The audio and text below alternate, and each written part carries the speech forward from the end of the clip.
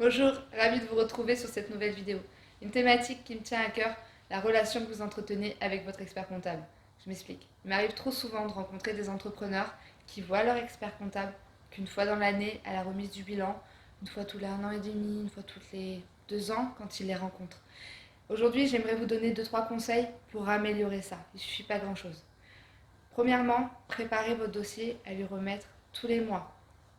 Bêtement, les achats avec les achats, les ventes avec les ventes, les banques avec les banques, RH avec RH. Simplement ça, vous lui remettez tous les mois, dossier avec dossier, et là, un document qui est à peu près propre.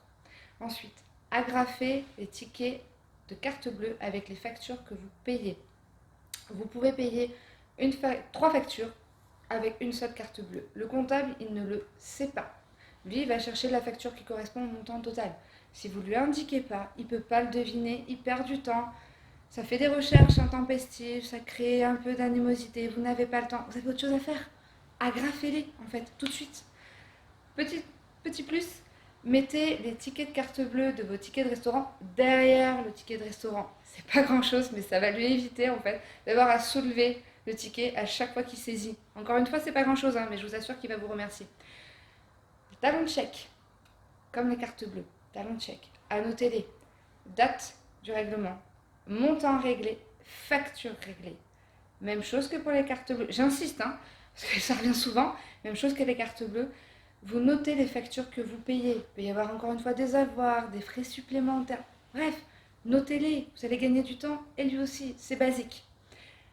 Autre chose, vous avez une nouvelle donnée dans votre entreprise. Vous faites un achat.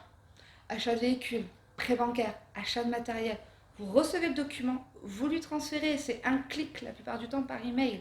Vous lui transférez, vous faites ça au fil de l'eau. Ça évite les oublis et pareil les recherches en fin d'année au moment de la clôture. En réalité, il existe toute une organisation à mettre en place avec votre expert comptable pour améliorer le temps de traitement, la saisie et de fait votre relation avec lui. Déjà, j'espère qu'avec ces quelques points, je vous aurai permis de vous donner quelques conseils et d'améliorer tout ça.